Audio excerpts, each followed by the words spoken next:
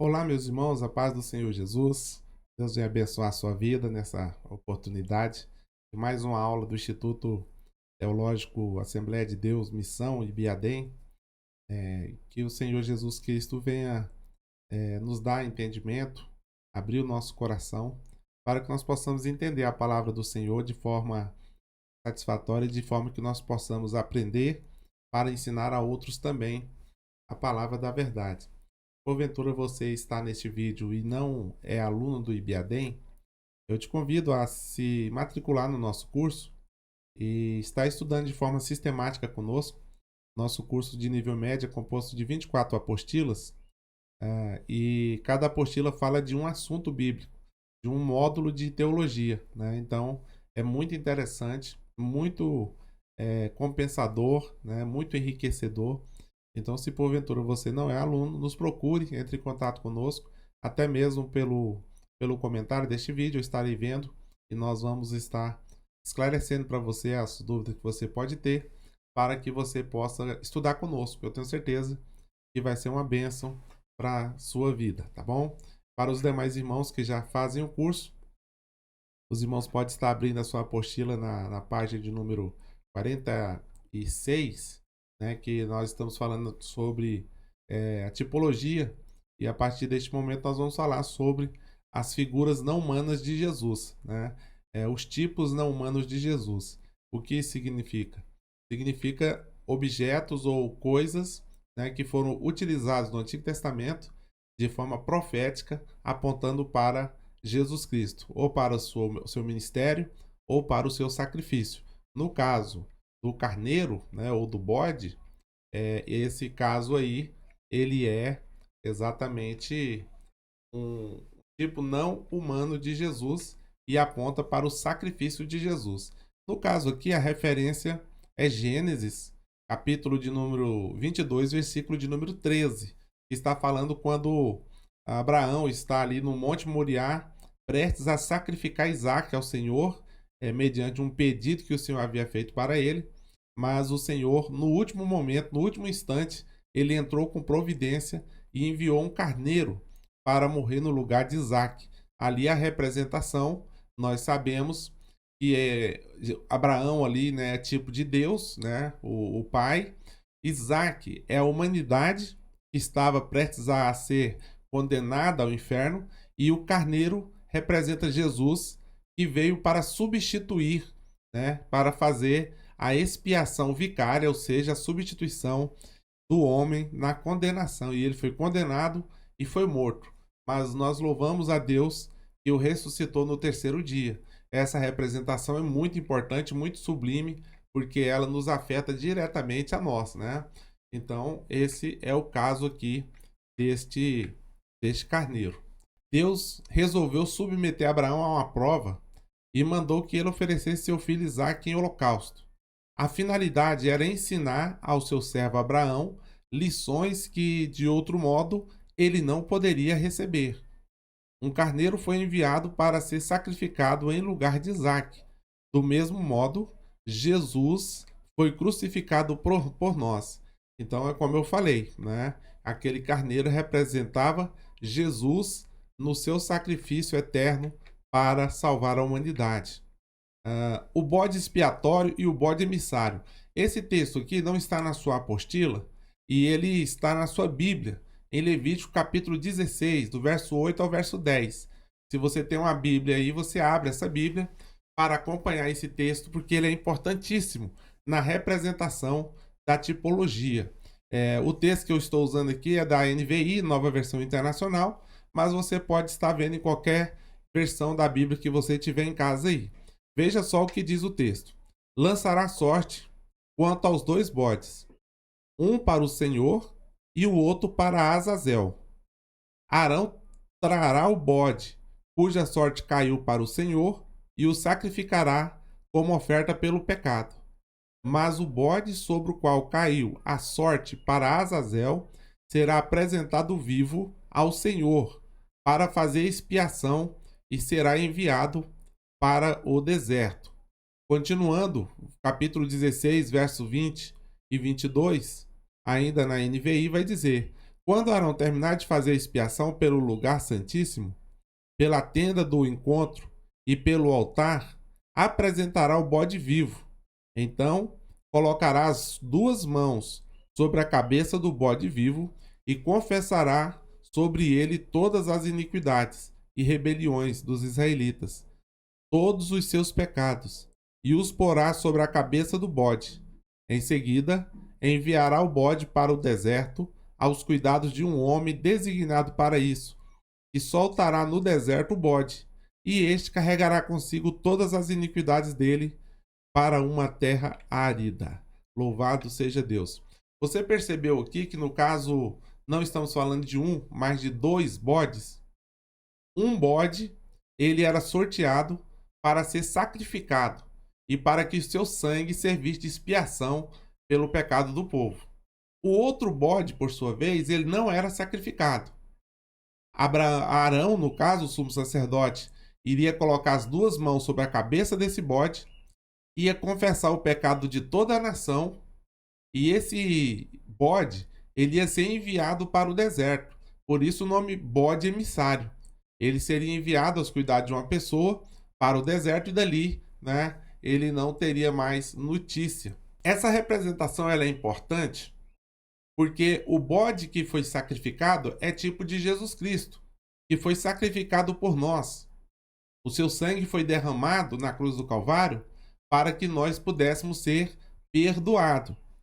Eu não sei se eu já falei em aulas passadas, mas o processo de relação entre Deus e o pecado acontece da seguinte maneira: Deus odeia o pecado e Deus ele derrama a sua ira sobre o pecado.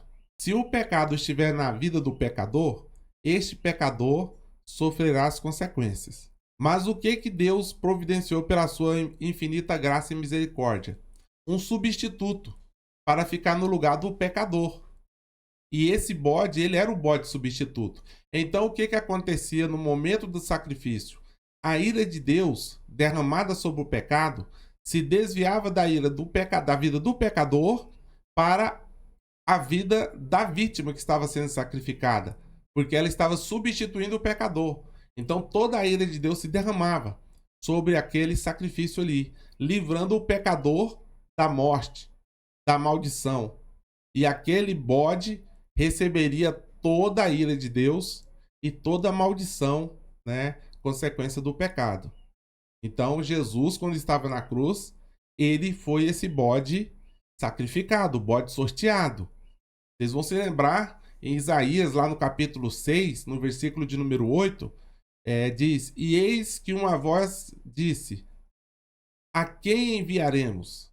Quem há de ir por nós? Então disse eu: Eis-me aqui, envia-me a mim. Ali quem está falando é o profeta Isaías, mas profeticamente, esse eis-me aqui, envia-me a mim, aplica-se à vida de Jesus Cristo, não é? E o bode emissário? E o bode que foi para o deserto? Ele também é tipo de Jesus, porque Jesus ele leva para longe de nós as nossas iniquidades. Isaías 53 vai dizer: Ele levou sobre si as nossas dores e as nossas enfermidades levou sobre si, não é? Então Jesus também o bode, melhor dizendo, o emissário é tipo de Jesus, que Jesus ele leva para longe de nós as nossas iniquidades, de modo que dos nossos pecados Deus não se lembrará mais, né? O profeta disse isso, né? Dos nossos pecados ele não se lembraria mais. Por quê? Porque ele foi levado para longe de nós. Então esse ato profético era feito através desses dois bodes. É importante a gente entender, porque quando a gente está falando de tipologia, é muito importante ter claridade, ter lucidez e ter assertividade quanto à representação de cada figura que é apresentada, quer seja no Antigo ou quer seja no Novo Testamento. Nós precisamos entender o contexto para entender o texto. Voltando aqui para o nosso slide, nós temos um texto que fala sobre isso. 1 Pedro, capítulo 1, verso 18 e 19, que diz: Sabendo que não foi com coisas corruptíveis, como prata ou ouro, que fostes resgatado da sua vã maneira de viver, que por tradição recebeste dos vossos pais, mas com o precioso sangue de Cristo. E veja só aí o grifo, como de um cordeiro imaculado e incontaminado. Louvado seja o nome do Senhor. Esse era outro critério para o cordeiro ou para o bode que seria sacrificado. Ele tinha que ser sem mancha e sem defeito, né? Por quê? Porque Jesus, ele é perfeito. Então, ele tinha que ser um cordeiro imaculado, ou seja, sem mácula, e incontaminado, sem nenhum tipo de contaminação. Esse cordeiro era preparado exclusivamente para o dia do perdão, e no dia do perdão, esse processo era feito.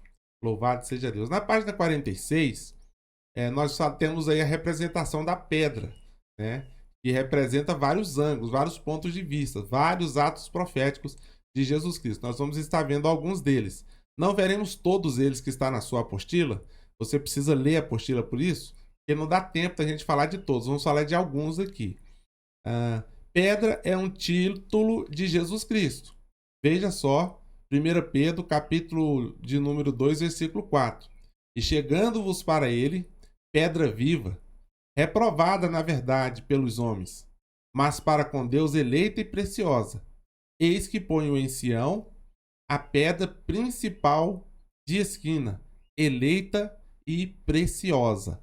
Aqui, Jesus, ele é a pedra fundamental, como se fosse a pedra principal de uma estrutura, né? A pedra principal de uma estrutura de um alicerce, né? De uma estrutura de uma residência, né? Toda residência, ela tem os pontos de fixação na terra que são a base da estrutura daquela casa. E quanto maior é a casa, maior precisa ser esta base. Hoje, a gente faz isso com concreto, mas depois que esse concreto seca, ele vira uma pedra, né? Ele vira uma pedra, ele fica exatamente como uma pedra, né? Bem firme, né? Bem enrijecido para não se mover. Ele foi feito para isso. Se a casa é de 2 andares, se a casa é de 5 andares, né? Um prédio, se o prédio é de 20 andares, ou se é de 50, como nós temos visto muitos prédios hoje em dia de 50 lajes, né? Você já calculou o peso de um prédio desse? Quantas mil toneladas aquele prédio não suporta? E as suas bases foram feitas para isso. Aqui a gente faz uma comparação com o reino de Deus, né? Qual é o tamanho da igreja? Qual é o peso da igreja? Qual é a responsabilidade do ministério? Qual é a importância da igreja para a salvação da humanidade? Quem salva é Jesus, mas é através da igreja que é o corpo de Cristo. E Jesus, ele é a base desta fundação. Ele é essa pedra. Eu tenho alguns amigos que trabalham com fundação de prédio e eles fazem um trabalho quase que inacreditável. Eles, às vezes, adentram em buracos, né, em fundações de 12 metros de profundidade. E lá embaixo eles têm que fazer como se fosse uma grande sala dentro daquele buraco, muito grande, literalmente do tamanho de uma sala, de alguns metros quadrados. E ali depois eles são içados dali e aquele local ele é preenchido com um concreto muito reforçado para que aquele buraco seja preenchido desse concreto e ele vira como se fosse um sapato. Ele chama de sapata, né? Da fundação. E dependendo da altura do prédio, ele tem mais de uma dezena de metros de profundidade e lá embaixo ele tem vários e vários metros quadrados de diâmetro. Então é um negócio inacreditável. Isso em várias localidades, não é em uma só. Por quê? Porque o prédio é muito grande, é muito pesado e aquela estrutura precisa resistir este peso. Jesus é a estrutura da igreja que tem resistido o peso da responsabilidade desta igreja por mais de 2000 anos. Já parou para pensar nisso? Quantos milhões de pessoas não já passou por essa terra? E nós temos que sair da casa dos milhões e ir para a casa dos bilhões de pessoas. E por mais nobre que essas pessoas fossem ou sejam, o peso do seu ministério está sobre Jesus. Ele é a nossa pedra angular de esquina. Ele é a nossa rocha inabalável. Como o salmista disse no Salmo 125, os que confiam no Senhor serão como os montes de Sião que não se abalam, mas permanece para sempre, né? Então, Jesus é a nossa rocha, é a nossa fortaleza. E quando nós estamos fracos, quando nós estamos desanimados, nós precisamos nos agarrar nessa fundação, nessa fortaleza, porque Ele tem cuidado de nós. Louvado seja o nome do Senhor Jesus. Continuando aqui, nós temos mais um versículo, agora em 1 Coríntios, capítulo 10, verso de número 4. E beberam todos de uma mesma bebida espiritual, porque bebiam da pedra espiritual que os seguia, e a pedra era Cristo. Aqui, Jesus, também sendo tipo de uma pedra, porém esta pedra já tem outra função. Ela não é a estrutura, ela é a provisão, né? Imagine você no deserto sem água. Você não vai resistir algumas horas sob o sol escaldante, né? E sem água. Então Jesus, ele era o alimento, né? Daquela nação ali no deserto, que era a rocha e dela saía água para alimentar aquele povo que estava no deserto. E nós não estamos falando de meia dúzia de pessoas. Nós não estamos falando de uma centena de pessoas. Nós não estamos falando de alguns milhares de pessoas. Nós estamos falando de milhões de pessoas. Estatisticamente, esse número pode chegar a 2,5 milhões ou até ultrapassar 2,5 milhões de pessoas. Você já fez as contas? Quantos litros de água 2,5 milhões de pessoas bebem por dia? Já fez essa conta? Se você pegar aí cada pessoa bebendo 2 litros de água por dia, que é a média, né? Que os médicos costumam falar que é o ideal para beber. E eu acredito que esse povo bebia, por quê? Porque eles não ficavam enfermos. E nós sabemos que a ingestão de líquido, ela nos preserva, né, de enfermidade. Então, se você pega 2,5 milhões de pessoas, né, e multiplica por 2, vai dar 5 milhões de litros de água por dia. 5 milhões de litros de água por dia, né? Depois você faz uma conta, pesquisa quantos litros de água cabe numa piscina olímpica. E aí você vai ter uma noção da quantidade de água que jorrava dessa rocha para alimentar com água todo esse povo.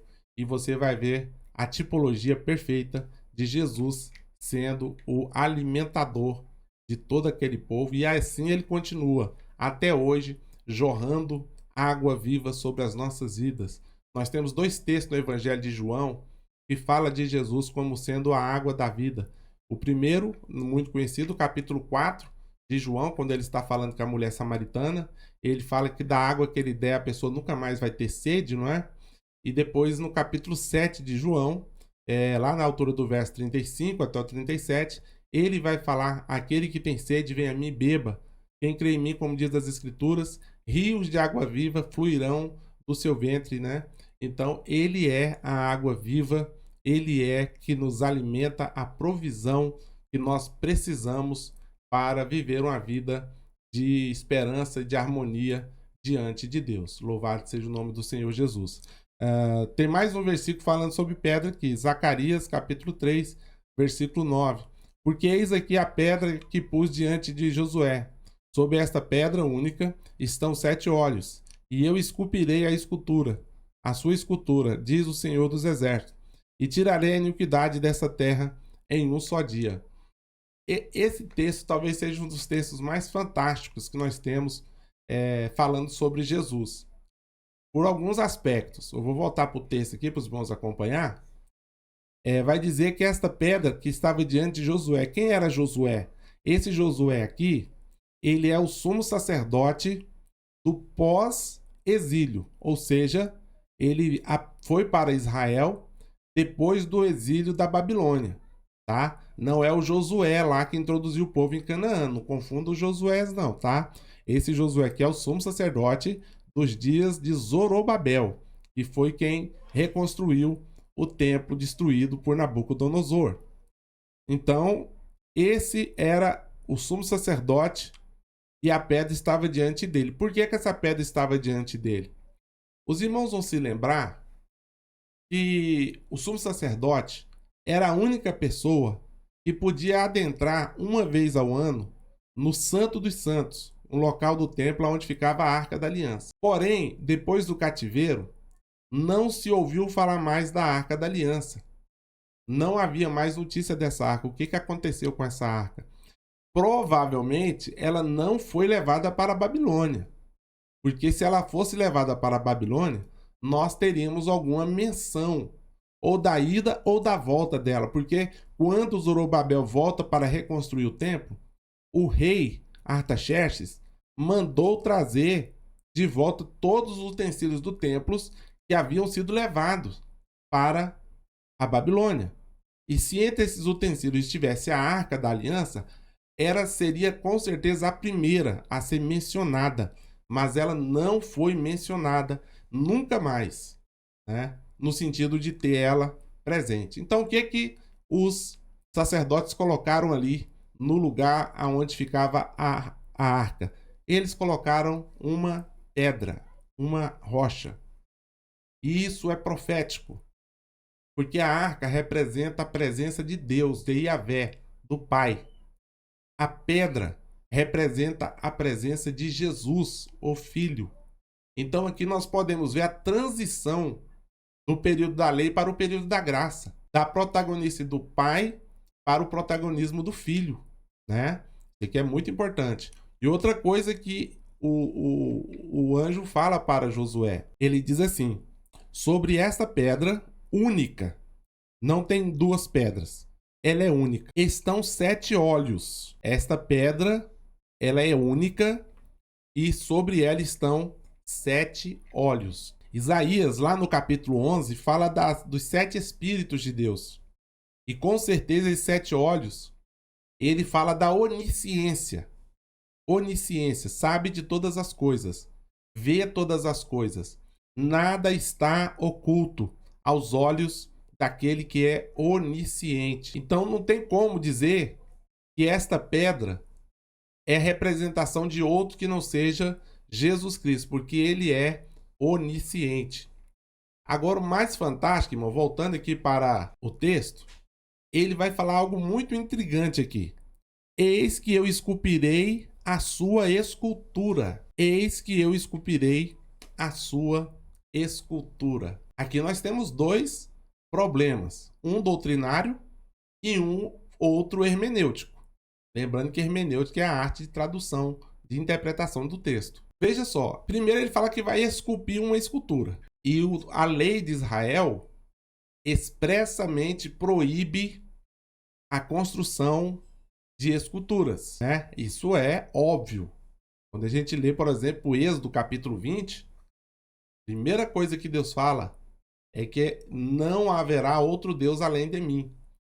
E aqui o anjo está falando para Josué, pela visão do profeta Zacarias, que esta pedra seria uma escultura. E está falando assim, a sua escultura. Escultura de quem?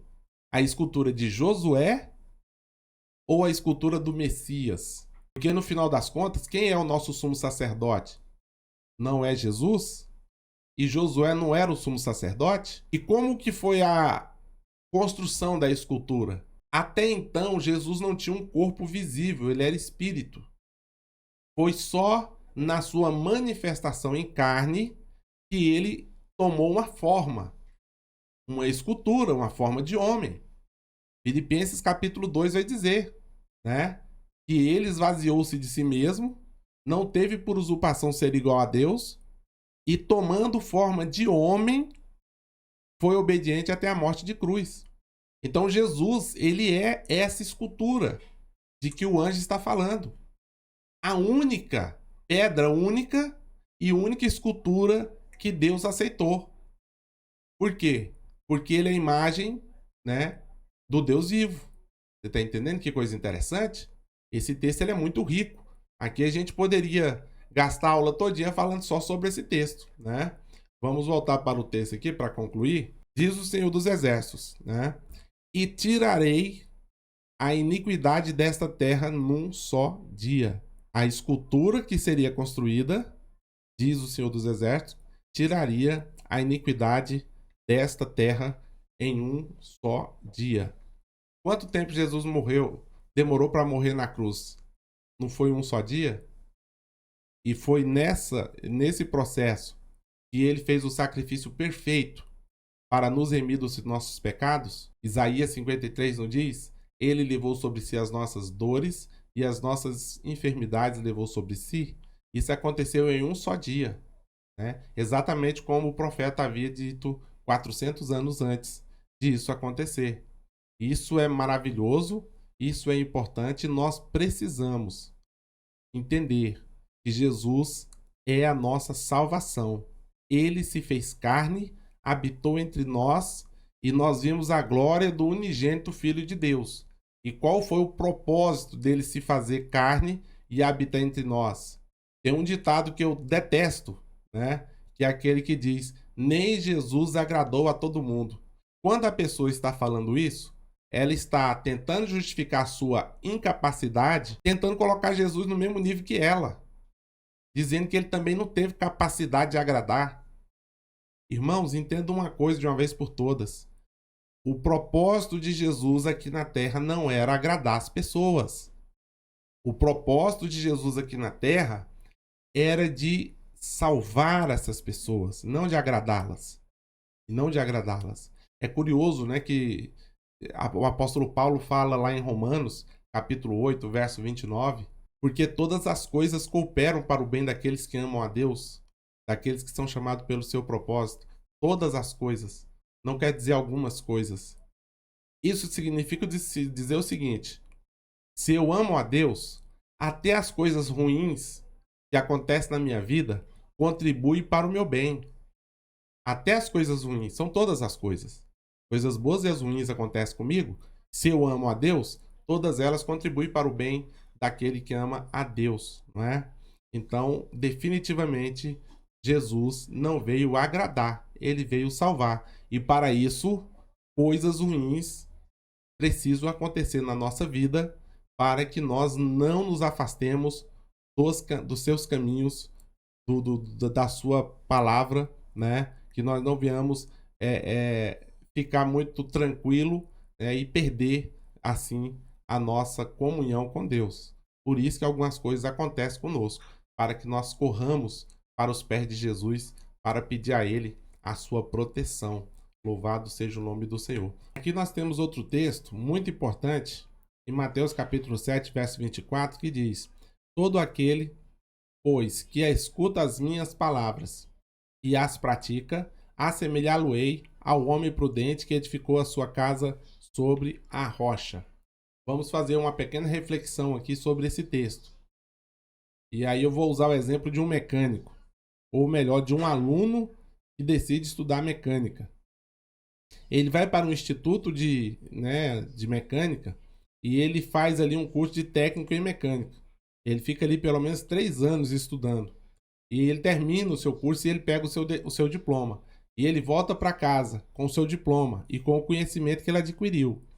E ele vai trabalhar de Uber, ele vai trabalhar de pedreiro, ele vai trabalhar de serralheiro, ou de marceneiro, ou de qualquer outra profissão.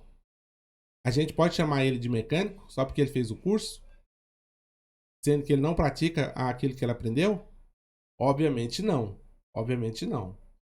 Né? Assim somos nós. Vamos estudar teologia, aí eu pego meu diploma e aí eu estou garantido. De forma nenhuma. Existem 2 critérios aqui. O primeiro critério: escutar as minhas palavras. Aqui quem está dizendo é Jesus. E o segundo critério: as praticar. Para que a minha casa seja edificada sobre a rocha, eu preciso passar por esses 2 critérios. Primeiro, eu aprendo como funciona. E depois eu pratico. Eu boto em prática aquilo que eu aprendi. Não adianta eu estudar e não colocar aquilo que eu aprendi em prática. o evangelho só existe se for colocado em prática. Ele só tem efeito prático na prática. É até redundante, mas essa é a verdade. Tem muita gente achando que só o conhecimento é suficiente para garantir, né, o seu lugar no reino de Deus. E não é. Precisamos passar pelos dois critérios, né? Aprender, porque a gente também não pode ensinar sem ter aprendido. Tem um jargão no mundo acadêmico que diz o seguinte: aquele que não se assentou para aprender, não se levante para ensinar. Primeiro se assenta para aprender e depois se levanta para ensinar. Logo, a prática do evangelho, ela é fundamental para que a minha casa seja edificada sobre a rocha. Aqui nós temos mais um versículo falando sobre pedra, sobre rocha, representando Jesus, que é Daniel capítulo 2, verso 34. O texto diz: estava vendo isto, quando uma pedra foi cortada, sem auxílio de mão, a qual feriu a estátua nos pés de ferro e de barro e os esmiuçou. Aqui, obviamente, o sonho de Nabucodonosor, ali no capítulo número 2, que Daniel está interpretando, né? E é interessante que ele diz que essa estátua que Nabucodonosor sonhou, ela tinha 4 partes. Ela tinha a cabeça de ouro, que representava o Império Babilônico. Ela tinha os peitos e os braços de prata, que representavam o Império Medo-Persa. Ela tinha o abdômen e os quadris de bronze, representando o Império Greco-Macedônio. E ela tinha as pernas e os pés em parte de barro e em parte de ferro, representando o Império Romano. No entanto, veio uma pedra e atingiu essa estátua na sua base, ou seja, nos seus pés, e os esmiuçou. Se ali está falando, a cabeça é o reino da Babilônia, os peitos e os braços é o reino medo-persa, o quadril, né, o abdômen ali, o quadril de bronze é o Império Greco-Macedônio. As pernas e os pés, em parte de barro e em parte de ferro, é o Império Romano. Obviamente, esse quinto elemento que aparece, que é a pedra, e destrói os reinos, destrói os impérios, também está falando de um reino.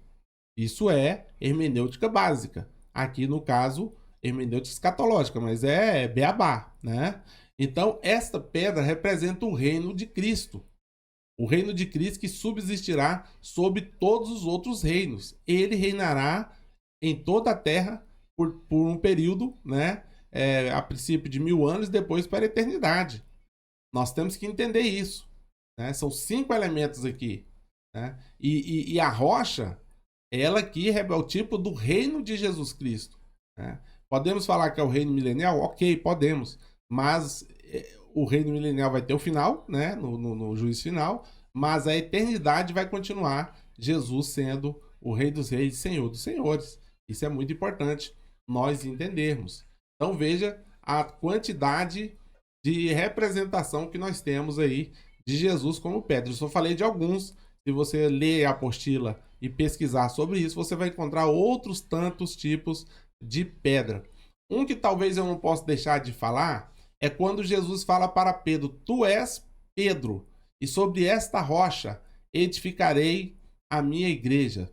Obviamente, quando ele fala tu és Pedro, e Pedro significa pedra, né? Mas pedra pequena ou pedregulho, e ele fala sobre esta rocha edificarei a minha igreja, não dá para considerar que Jesus está falando que sobre Pedro ele vai edificar a igreja, como a Igreja Católica alega até os dias de hoje.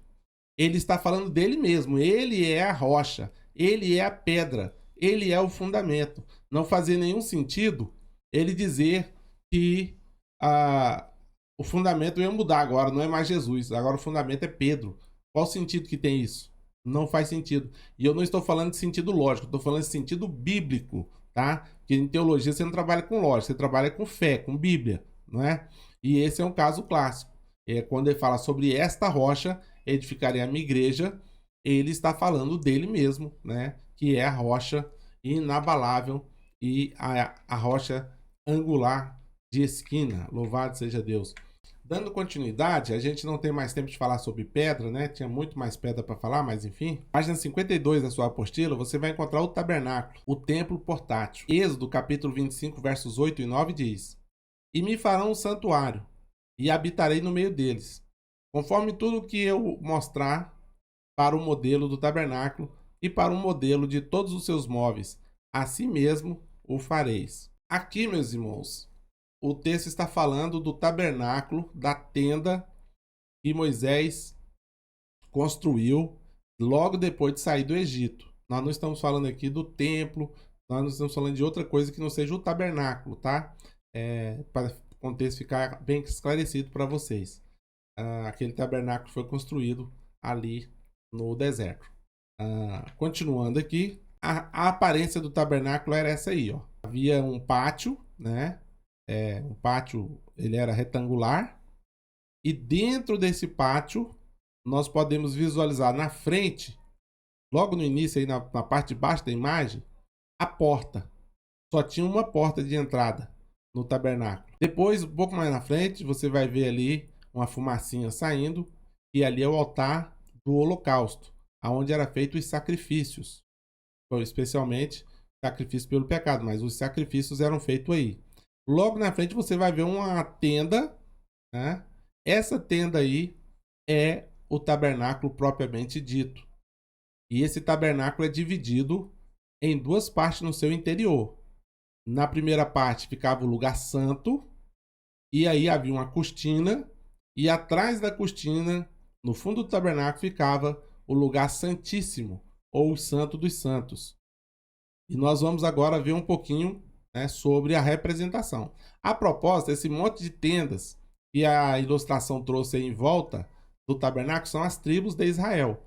Havia uma ordem de acampamento, e a cada 3 tribos acampava de um lado do tabernáculo. Ficava 3 tribos na frente, 3 tribos na retaguarda, 3 tribos do lado direito e 3 tribos do lado esquerdo, representando as 12 tribos, tá bom? Então essa é a aparência do tabernáculo. Vamos ver um pouquinho mais sobre isso. Agora nós estamos vendo aqui o projeto do tabernáculo. Como você pode ver, do lado direito aí da sua tela está a letra L, que é o leste, né, o oriente. Todas as vezes que esse tabernáculo era montado, obrigatoriamente a porta dele tinha que ficar para o oriente. Ele nunca podia ficar para o norte, para o sul ou para o oeste. Sempre para o leste, ou seja, para o oriente. Logo no meio aí, você vai ver o altar, né, de bronze. Um pouquinho mais para frente, você vai ver o lavatório, né, a pia, aonde os sacerdotes se lavavam para ministrar o culto ao Senhor. Aí já adentrando no lugar santo, você vai ver na parte de cima a mesa do pão da propiciação. Na parte de baixo da sua imagem aí, você vai ver o candelabro de ouro, que é a menorá, né? Um pouco mais para frente você vai ver um segundo altar, que é o altar de incenso. Não confunda o altar de incenso com o altar de holocausto.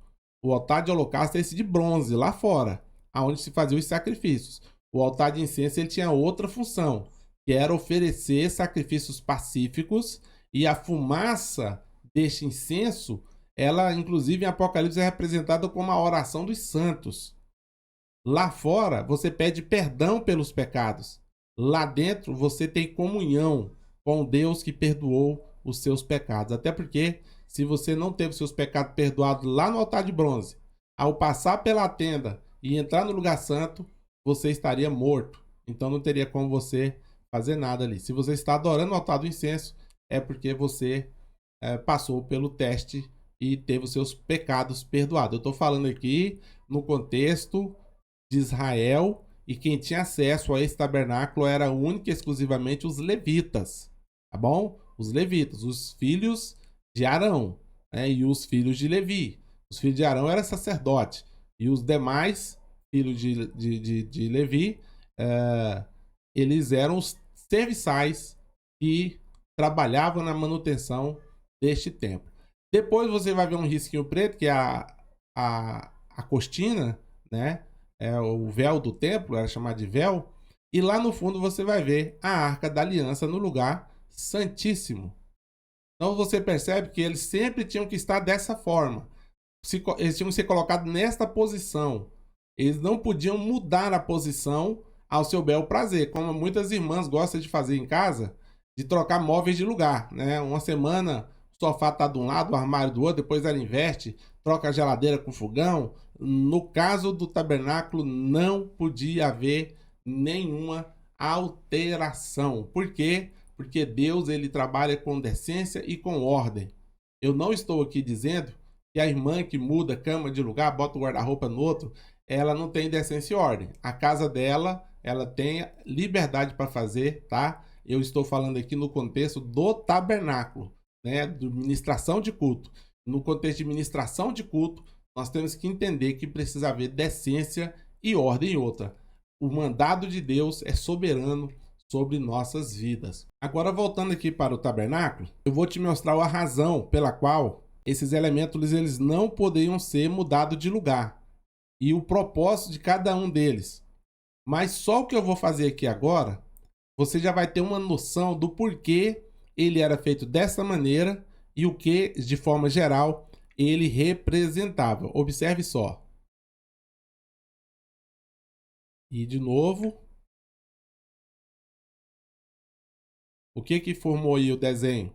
Se você pegar da porta até a arca e do candelabro até a mesa dos pães da propiciação, forma exatamente uma cruz. A geometria é fantástica, né? E é por isso que não podia mudar de lugar os utensílios. Todas as vezes que eles desmontavam esse tabernáculo, caminhavam pelo deserto, e aonde aquela nuvem que cobria eles durante o dia, ou a coluna de fogo que cobria eles durante a noite parava, a primeira coisa que eles faziam era montar o tabernáculo de novo, sempre com a porta virada para o oriente e com os móveis e os utensílios colocados exatamente nessas posições por causa disso, pela representação, né, geral aí, formando uma cruz. E é importante dizer, meus irmãos, que a cruz ela não fazia parte da cultura ou da prática ou do culto judaico, tá bom? Não havia prática de crucificação, de usar crucifixo, nada, zero, de forma nenhuma, tá? Havia sim uma lei que dizia: maldito será todo aquele que for pendurado no madeiro, né? Mas aí ele pode ter sido enforcado também, ele está pendurado, né? Então a pessoa que era colocado no madeiro, ele era considerado maldito, tá? Mas Israel não tinha prática de forma nenhuma, nem cultural, nem religiosa, nem civil, nem penal, utilizando cruz. Essa prática ela foi consolidada pelo Império Romano. O Império Romano é que crucificava. O Império Grego também crucificava, né? Mas ficou conhecida mesmo as crucificações no Império Romano, tá? E é interessante que se os judeus tivessem executado Jesus, ele seria executado por apedrejamento. Essa era a pena capital do judeu, né? Apedrejamento, apedrejar a pessoa até que a pessoa morresse. Essa aí é a lei, né? A pena capital do contexto judaico, né? Da lei judaica. Só a lei romana é que crucificava, tá? E por que eles crucificavam? Eles colocavam ali o condenado numa cruz, justamente no local visível, à beira do caminho, e colocavam uma inscrição sobre aquele condenado ali crucificado, com as acusações pela qual ele foi crucificado. Esse aqui é salteador, esse aqui não pagou imposto, esse aqui ele fez uma rebelião contra Roma, né? E no caso de Jesus, esse aqui falou que era rei dos judeus, né? Aliás, Pilatos escreveu: este é o rei dos judeus. Os sacerdotes, inclusive, ponderaram e discutiram com Pilatos para que ele mudasse a inscrição e colocasse: esse diz que era rei dos judeus. Mas Pilatos se negou a mudar a placa. E a placa ficou lá: este é o rei dos judeus. Então, as acusações ficavam sempre sobre a cabeça do acusado, para que as pessoas que passassem e vissem aquela cena que era horrível, ele pensasse 1000 vezes antes de praticar o mesmo crime, não é? É obviamente que Jesus ele foi condenado inocente. O próprio Pilatos lavou as mãos, dizendo: não acho culpa neste homem. Mas os judeus falaram: vai ter que crucificar, né? Porque ele é contra César. Ele está falando que ele é rei, o único rei que nós temos é César. Incitando Pilatos, né, a crucificar. Se caso Pilatos se negasse terminantemente de crucificar, os judeus iam denunciar para o Império Romano, dizendo que Pilatos estava aceitando outro rei que não fosse César. Isso era porque eles estavam movidos de inveja. Então eles não negociavam. E Pilatos lavou as mãos dizendo: olha, eu não vou participar disso porque eu não encontrei nenhum crime nele. Mas eu vou ter que crucificar porque, né, eu não vou perder o meu cargo. Já prestou atenção que tem muita gente mais preocupada com o cargo do que com o ministério? Tem gente que perde o ministério agarrado a cargo, né? Isso, e o cargo ele é transitório, né? E não é permanente, tá bom? Então vamos voltar aqui para nossa aula. Agora já na página 62, os objetos do tabernáculo. Vamos falar aqui sobre alguns objetos que tinha no tabernáculo. A porta da entrada, que ela representa? Jesus é a única porta que nos leva a Deus. O altar do holocausto era de cobre e madeira de acácia e revestido de bronze. Jesus como sacrifício que perdoa nossos pecados. O altar, né, do holocausto representa Jesus como sacrifício que perdoa os nossos pecados. A pia de bronze representa Jesus que nos purifica. A pia ficava água ali para lavar os sacerdotes, para que eles fossem purificados. Mas o único que pode nos purificar de fato é o nosso Senhor e Salvador Jesus Cristo. Aí depois vem a mesa dos pães da propiciação. Jesus é o pão da vida. Ele é o maná que desceu do céu e que quem come desse maná nunca mais morrerá, né? O altar de incenso, que era feito de madeira de acácia também. Jesus é a nossa comunhão com Deus. O altar de incenso era promovido comunhão com Deus. O altar do holocausto, que era pelo perdão dos pecados. Eu falei isso lá atrás, né? Não pode confundir de jeito nenhum o altar do holocausto com o altar de incenso, tá? O altar de incenso era a aceitação de que o altar do holocausto foi, né, aprovado. E ali a fumaça representava comunhão com Deus. O castiçal de ouro, né, a famosa menorá, né? Jesus é a luz que nos alumia. Ele é a luz que nos conduz à vida eterna. A arca do testemunho, que é a arca da aliança, né? Jesus é o Emanuel, o Deus conosco. Como eu falei, a arca representava a presença de Deus no meio do povo. E Jesus, ele é o Emanuel, o Deus conosco, ou seja, a presença de Deus em nossas vidas. Continuando aqui, meus irmãos, já na página 85, nós temos as festas solenes e seus significados. Vamos falar aqui de algumas dessas festas. Primeiro, a primeira festa solene foi a Páscoa. Era comemorado no dia 14 do primeiro mês do ano judaico. Capítulo 12 de Êxodo, você vai ver ali a descrição da Páscoa e você vai ver os significados da Páscoa, né? O cordeiro representava o sacrifício de Cristo. Esse cordeiro aqui é o cordeiro sacrificado na Páscoa, tá? As ervas amargas representavam a amargura da vida dos hebreus no Egito. E esta mesma simbologia temos nós, né, como sendo a amargura do tempo que passamos no mundo. Eu creio que alguns alunos aqui têm testemunho da vida que ele levava antes de aceitar Jesus como seu Salvador. Era uma vida de amargura, uma vida de engano. Agora ele vive na luz e ele vive na segurança de Jesus Cristo. Então isso era a representação das ervas amargosas. Os pães asmos, sem fermento, aqui é uma redundância, porque se o pão é asmo, ele está dizendo que ele é sem fermento, mas tudo bem. Os pães asmos sem fermento representava a pureza da vida dos hebreus no Egito, né? Então Jesus, ele é a nossa pureza. A festa dos pães asmos, que já é outra festa, não é a Páscoa, tá? É acontecer no 15º dia do primeiro mês. Pães sem fermentação representando a pureza exigida para se ter comunhão com Deus. O fermento aqui fala da impureza. A impureza é representada nos pães, né, pelo fermento. Então, fermentado é impuro. Sem fermento, que a Bíblia chama de pães asmos, é um pão puro. Só tinha massa e não tinha a levedura. Olha só o que diz Levítico, capítulo 19, versículo 2. Fala a toda a congregação dos filhos de Israel e diz-lhes: santos sereis, porque eu, o Senhor vosso Deus, sou santo. O que nós precisamos entender, meus irmãos, é que Deus não se relaciona com pecador. O único pecador com quem Deus se relaciona é aquele que entregou a sua vida a Jesus.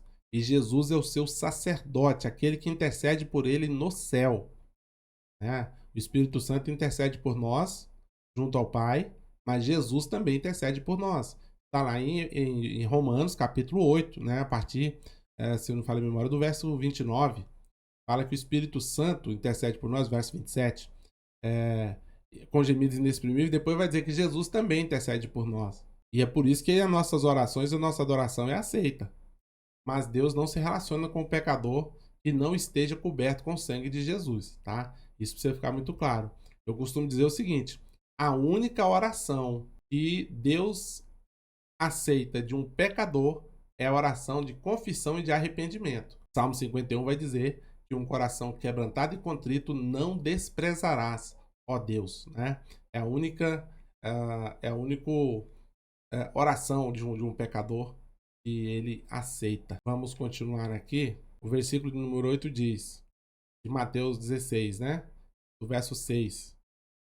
O verso 6 vai dizer: e Jesus disse-lhe: adverti, acautelai-vos do fermento dos fariseus.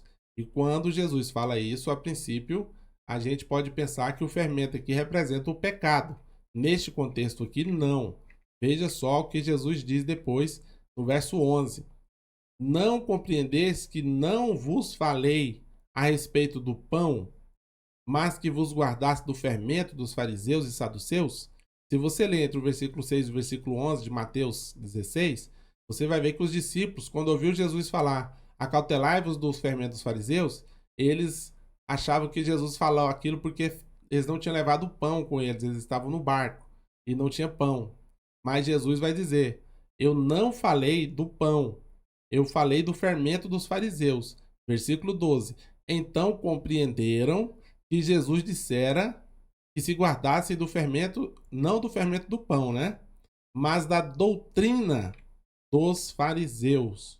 O fermento dos fariseus não eram os seus pecados, era as suas doutrinas. Isso aqui é estarrecedor. Tem muito pregador, tem muito ensinador que a sua doutrina é fermentada. E essa doutrina, ela é maléfica para o reino de Deus. Deus não aceita esse tipo de negociação, né? Nós precisamos nos apresentar de forma pura diante de Deus.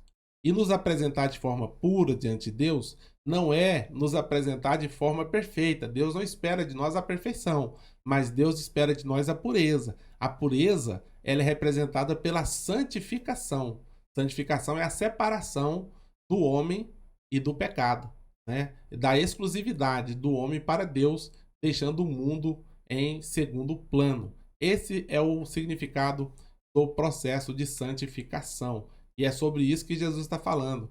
O fermento dos fariseus é maléfico para a doutrina deles, né? É maléfica para qualquer crente até os dias de hoje.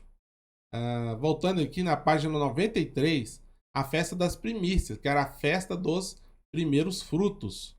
Os judeus entenderam que os primeiros frutos pertenciam ao Senhor, eles pertencem ao Senhor. Isso, os judeus aprenderam muito cedo e por isso que os judeus é tão abençoado. Nós, ocidentais, especialmente brasileiros, temos uma dificuldade muito grande de reconhecer que a provisão sobre as nossas vidas vem da parte de Deus. O Salmo 24 vai dizer o seguinte: do Senhor é a terra e a sua plenitude, o mundo e todos aqueles que nele habitam. Ele é o dono da prata e do ouro. Quando a Bíblia fala que Deus é dono da prata e do ouro, ela está dizendo que tudo pertence a Deus e o que ele nos concede procedeu dele. E a gente precisa reconhecer essa procedência da provisão nas nossas vidas. Fazendo o quê? devolvendo a parte para Deus. Isso é um princípio estabelecido na Bíblia. Tem muita gente que confunde o dízimo e a oferta com lei. Irmãos, de fato, o dízimo e a oferta estavam na lei, mas o dízimo e a oferta ele perpassa a lei. Ele é um princípio, porque ele já existia antes da lei e ele continua existindo depois da lei. Por isso ele é um princípio. Ele não é uma lei. Nós não dizimamos por ser uma lei, por ser uma obrigação, não. Nós dizimamos porque nós cremos, é um ato de fé. Nós cremos que o que Deus colocou nas nossas mãos veio dele, pertence a ele. E quando a gente devolve parte desse ganho para ele na forma de dízimo e da oferta, nós estamos dizendo: a provisão que chegou até as nossas vidas só chegou porque Deus se compadeceu de mim. Não foi pela minha expertise pessoal, mas foi pela intervenção de Deus, que abriu a porta de emprego, que me deu saúde, que me deu entendimento, que me deu capacidade, né, para que eu pudesse trabalhar e através do meu trabalho a provisão chegasse na minha casa. E eu agradeço a Deus por isso, devolvendo para ele uma parte desse ganho. Isso é um ato de fé. E fé, ela precisa ser praticada. Sem prática, a fé é morta. Tiago vai falar: mostra-me a tua fé sem as obras, e eu te mostrarei a minha fé através das minhas obras. E ele vai falar: a fé sem obra é morta. Se eu digo, não, eu reconheço que Deus é quem me dá saúde, Deus é quem abre a porta, Deus é quem me dá a provisão. Eu reconheço isso. Mas eu não ajo como dizimista, como ofertante, a minha fé é morta. A minha fé é morta. Tá? Eu costumo dizer, qual que é mais fácil? Acreditar que o que chegou nas minhas mãos veio de Deus, ou acreditar que um dia eu vou ouvir o som da trombeta e eu vou levitar aqui da terra e vou encontrar com o Senhor nas nuvens em um corpo glorioso? Qual que é mais fácil de acreditar? Obviamente é na provisão, porque você tem ela todo mês na sua mão, se você trabalha. E se você não acredita nisso, como é que você acredita no arrebatamento? Seja sincero, porque você não está agindo. Então não adianta falar que eu acredito. Ah, eu acredito, mas eu não faço. Isso chama-se fé morta. A fé é morta. E se a fé é morta, ela é inexistente, ela é nula. Então é a mesma coisa dizer que não acredita. Na prática é não acreditar. E como é que eu não acredito que Deus me provê? Eu vou acreditar que Deus vai me arrebatar? Ele vai me transformar? Ou se eu estiver morto, ele vai ressuscitar o meu corpo em corpo glorioso para encontrar com ele nos ares? Reflita sobre isso. Se porventura você não é dizimista e ofertante, reflita sobre isso. Os judeus, eles aprenderam isso muito cedo. E é por isso que você não vê um judeu pobre. Sempre o judeu ele é próspero. E o que mais proporcionou perseguição contra os judeus foi justamente o fato deles serem prósperos. A inveja das nações, né, fazia com que eles perseguissem os judeus. Esse princípio garante riqueza e prosperidade para a vida, né? É por isso que tinha a festa dos primeiros frutos. Também tinha a festa de Pentecostes. 50 dias depois da Páscoa ela era comemorada. Marcava o início da colheita. Foi no Pentecostes que o Espírito Santo se manifestou, inaugurando a igreja e iniciando a grande colheita de almas. Aí tem a festa das trombetas também. Aí já na página 96. É uma festa profética e marcará o retorno do Messias. Aqui o som das trombetas já está ecoando através da voz dos pregadores do Evangelho, dizendo: olha só o que Pedro disse e nós continuamos dizendo até hoje. Com muitas outras palavras, isso testificava e os exortava, dizendo: salvai-vos dessa geração perversa. Nós precisamos pregar, a trombeta precisa ecoar e essa trombeta é a nossa voz, tá bom? E veja só o que Ezequiel fala, no capítulo 33, versículo de número 4. Se aquele que ouviu o som da trombeta não se der por avisado, o seu sangue será sobre a sua própria cabeça. Aqui nós entendemos que a trombeta é a nossa voz. Nós precisamos pregar, nós precisamos anunciar o evangelho da paz. Agora, quando a pessoa ouve essa mensagem, e a decisão é dele, se ele vai aceitar ou não, aí ele já foi avisado. Se caso acontecer alguma coisa com ele, a responsabilidade é dele e não de quem pregou para ele. Agora, se a pessoa morre sem ter sido avisada, a responsabilidade é de quem não pregou para ele. E nós estamos muito acomodados no evangelismo, na pregação ao ar livre, que é onde as pessoas têm a oportunidade de ouvir a palavra do Senhor.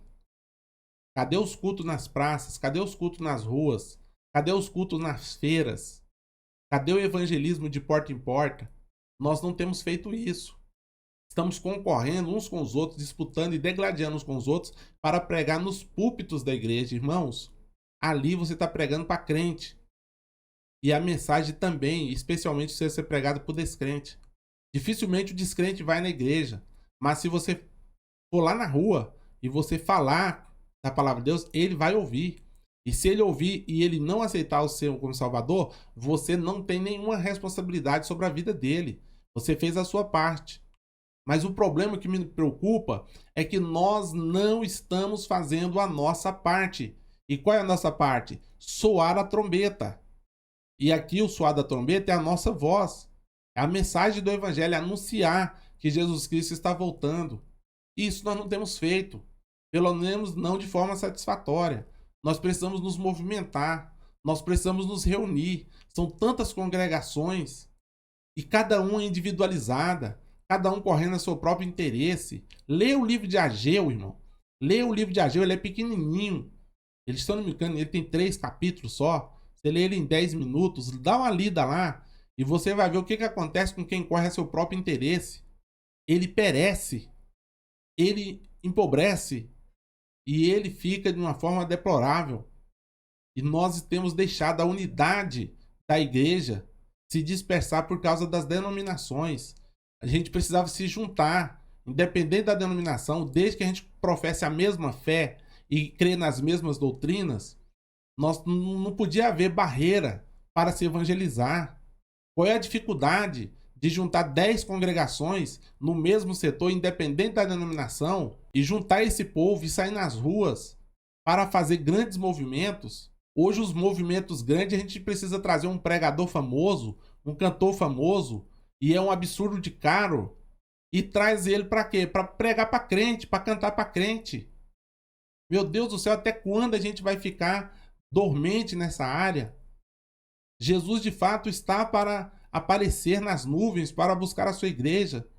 E nós temos feito o que a respeito disso? Então essas representações, aqui eu falei apenas de algumas, a sua apostila tem centenas de representações. Leia a apostila com atenção, leia os versículos mencionados na sua apostila e você vai ver a importância que tem de nós pregarmos o evangelho, porque isso vai salvar almas. Nós vamos entender a mensagem da cruz. Se nós entendemos a mensagem da cruz e nós entendemos a condenação eterna sem Deus daquele que não aceita Jesus, a gente vai se movimentar, a gente vai praticar de fato o evangelho, a gente vai ouvir a palavra, vai praticar e a nossa casa será edificada na rocha.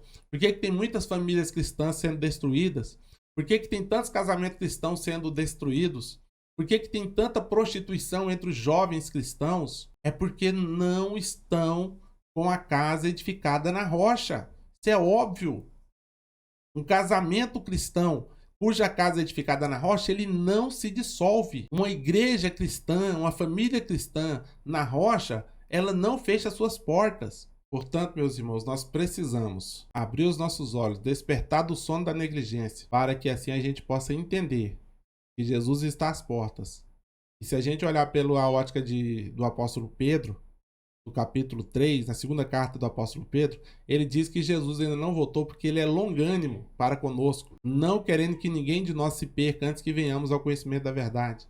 Tem muitas almas que ainda precisam ser alcançadas, e elas só serão alcançadas se nós sairmos da nossa zona de conforto e formos para a pregação do evangelho na prática, nas ruas, nas praças, nas feiras, nas calçadas, para que o nome do Senhor seja divulgado. E assim sendo, a nossa vida não fica sob a responsabilidade dessas situações. Meus irmãos, que Deus venha abençoar a sua vida. Chegamos aqui no final de mais uma aula, né? E no final também do módulo, porque essa é a quarta aula do módulo que nós estamos estudando, que é de tipologia, figura de linguagem. Leia a apostila, leia as referências que estão na apostila e pesquise mais sobre isso. Aqui, meus irmãos, é apenas uma janela para um universo muito grande, muito importante sobre o assunto, tá? Aqui é apenas uma janela, aqui não é esgotamento da matéria, não. Muito pelo contrário, aqui é só o início de uma matéria que você precisa entender. Compre livros que falam sobre tipologia, sobre figura de linguagem, sobre hermenêutica, né? E você vai aprender mais e mais da palavra do Senhor. No mais, eu estou à disposição dos irmãos. Assim que os irmãos tiverem qualquer dúvida, pode entrar em contato conosco e nós estaremos, dentro da nossa possibilidade, ajudando os irmãos a dirimir essas dúvidas ou a eliminar essas dúvidas. Amém, meus queridos? Que Deus abençoe você, sua família e o seu ministério, em o nome de Jesus.